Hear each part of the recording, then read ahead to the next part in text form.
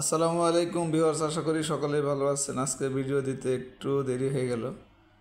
তো যাই হোক, আজকের ক্যান্ডেলটা দেখছেন যে সকালের দিকে অনেক মার্কেট প্লাস হলেও লাস্টের দিকে কিন্তু প্রায় 7 পয়েন্টের মতো মাইনাসেই ক্লোজ হয়েছে। এই জন্য ক্যান্ডেলটি ইনভার্টেড হ্যামার ক্যান্ডেল হয়ে গেছে, আর উপরে অনেক বড় শ্যাডো হয়ে গেছে।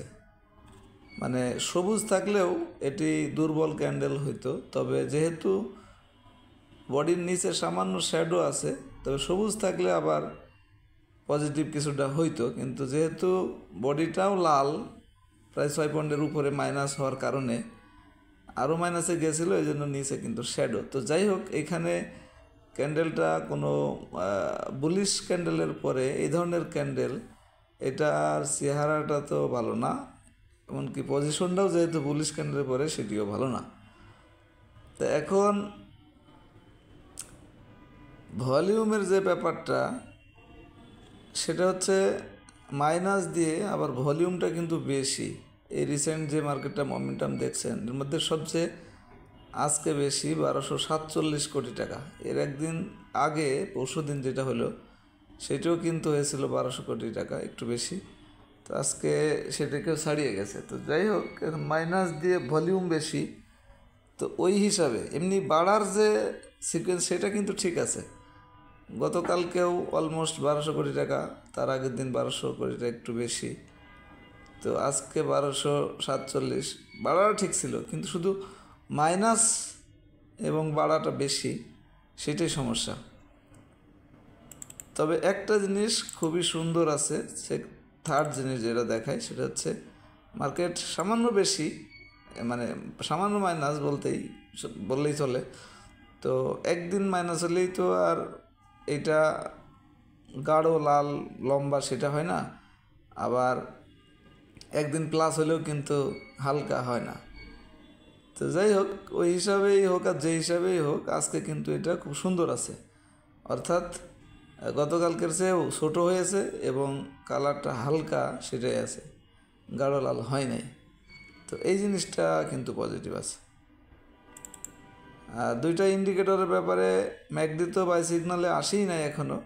আর মুভিং অ্যাভারেজ 14 দিনের যে ইন্ডিকেটর, এটি কিন্তু গত পরশু দিনই এবং গতকালকে আরও ভালোভাবেই বাই সিগন্যাল দিয়েছে।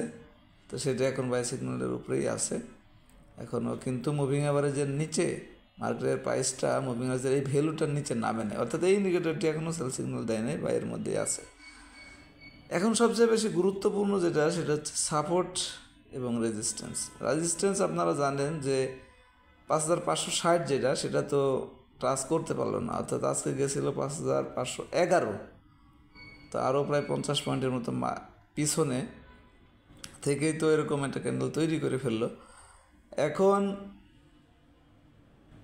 সাপোর্ট যেটা, সেটা এই ক্যান্ডেলটার বডিও ক্লোজ ধরতে পারেন 5420-এর আশপাশ, 5419 বা 20, এইটাই সাপোর্ট হিসাবে কাজ করবে।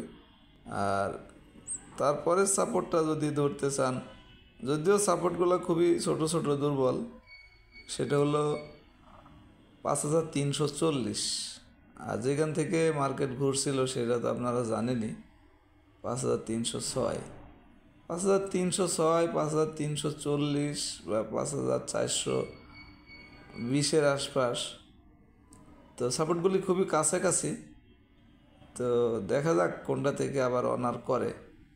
তবে ক্যান্ডেল এবং সাপোর্ট, ইন্ডিকেটর বা ভলিউম, হিস্টোগ্রাম বার, যেটাই বলেন না কেন, যদি প্রাইসটা, মার্কেটের প্রাইসটা আপনার 5420-এর নিচে নেমে যায়, মনে রাখবেন 448, তো 420-এর নিচে নেমে যায়, তাহলে কিন্তু আপনার যে চার্টের যে প্যাটার্ন, যে সৌন্দর্য এবং ট্রেন্ড, সেটা কিন্তু ঠিক থাকবে না, সেইটার মধ্যে সমস্যা হয়ে যাবে, সাইডওয়েজের মতন একটা অবস্থা চলে আসবে। আর যদি সাপোর্টগুলি একটা একটা করে অনার করে, তাহলে ওই সাইডওয়েজই থাকবে আর কি। এখন দেখা যাক কোনটা হয়। তো যাই হোক, এই মার্কেটের মধ্যেও ব্যবসা ধরতে হবে, করতে হবে, কারণ আমাদের মার্কেট তো দেখতেছেনি। তো সুতরাং এতগুলো স্টকের মধ্যে কোনটা কিনবেন যারা বুঝতে পারতেছেন না, তাদের জন্য আমি যে কন্ডিশন সেট করে সার্চ রেজাল্টগুলো সেট করে রাখছি, তাদের এই লিস্ট থেকে হেল্প হবে। দেখেন এনগালফিং অনুযায়ী আজকে আপনার 19টার মতো স্টক দেখাইছে। ট্রেড আওয়ারে তারা পাবেন যাদের মেম্বারশিপ নেওয়া আছে। মেম্বারশিপ আমাদের অফার চলতেছে, 2 বছরের প্যাকেজটা নিতে পারেন 3000 টাকা। বি ক্যাটাগরিজ থেকে এখানে 19টা। তো মেনু অপশনের ভিতরে কন্ট্যাক্টে যে নাম্বার আছে, হোয়াটসঅ্যাপ আছে, এই নাম্বারে যোগাযোগ করে নিতে পারবেন। আশা করি বুঝতে পেরেছেন। ভালো থাকবেন। ধন্যবাদ সবাইকে। আসসালামু আলাইকুম।